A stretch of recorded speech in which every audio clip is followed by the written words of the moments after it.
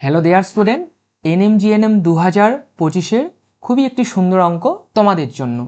চলো দেখে নেই অঙ্কটি কি রয়েছে এবং কিভাবে তা সমাধান করব। কি রয়েছে?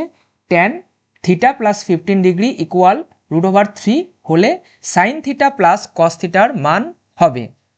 আমাকে এখানে চেয়েছে সাইন থিটা প্লাস কস থিটার মান কত সেটা নির্ণয় করতে বলেছে। তাহলে আমরা জানি বা যারা জানো না জেনে রাখো যে এই ধরনের অঙ্কের ক্ষেত্রে আমাদের প্রয়োজন থিটার ভ্যালু। থিটার ভ্যালু যদি আমরা বসিয়ে ক্যালকুলেশন করতে পারি তাহলে উত্তর পেয়ে যাব। এখন আমরা থিটার ভ্যালু পাবো কোথায়?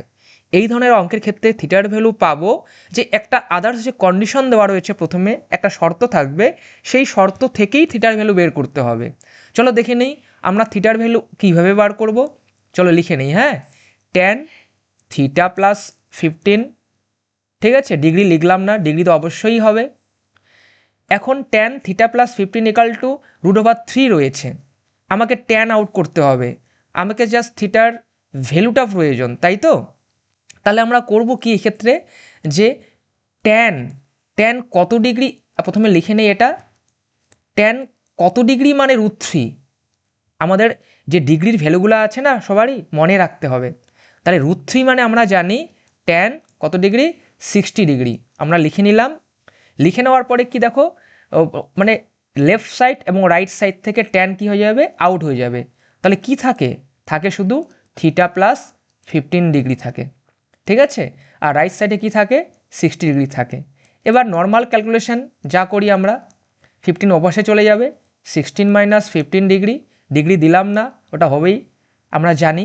তাহলে কত হয়, 45 ডিগ্রি হচ্ছে থিটার ভ্যালু। এবার আমরা যেখানে বের করতে বলেছে সেখানে ভ্যালুটা বসিয়ে দেব। কি বের করতে বলেছে? সাইন থিটা প্লাস কস থিটার ভ্যালু নির্ণয় করতে বলেছে। তাহলে আমরা এখন করব কি, লিখব sine 45 degree plus cos 45 degree লিখে নিলাম।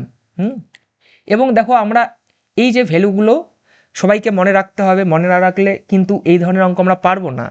সাইন 45 ডিগ্রির মানে কি, 1/√2। ঠিক একইভাবে কস 45 ডিগ্রির মান কি, 1/√2। এখন নর্মাল যদি যোগ করে দিই কি আসবে, 2/√2 আসবে। যোগ তো তোমরা পারোই, তাই আমি দেখালাম না, ঠিক আছে। এখন এইটুকু আসলো, এটা কি উত্তরে রয়েছে? নেই। তাহলে এটাকেও একটু এগিয়ে নিয়ে যেতে হবে। আমরা অনেকভাবে কিন্তু এগিয়ে নিয়ে যেতে পারি। আমরা এখানে করণী নিরসন করতে পারি, বা আমরা জানি একটা পূর্ণ সংখ্যাকে ভেঙে দুটা √ওভার সংখ্যা লেখা যায়।